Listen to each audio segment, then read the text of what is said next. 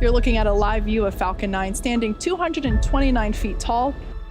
If successful, this will mark our 74th recovery of an orbital class rocket. Last 45 seconds, I'll just go for launch.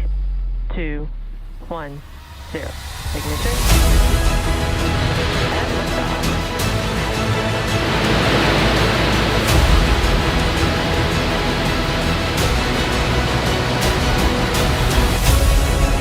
There we have the call for max.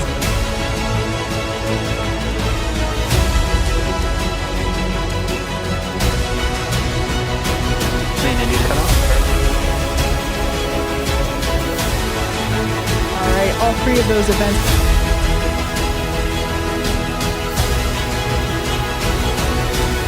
Purple call out, and there on your screen you can see.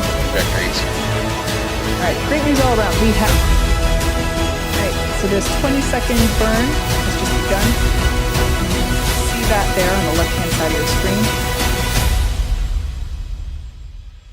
An orbital class rocket, and the fifth recovery for Starlink.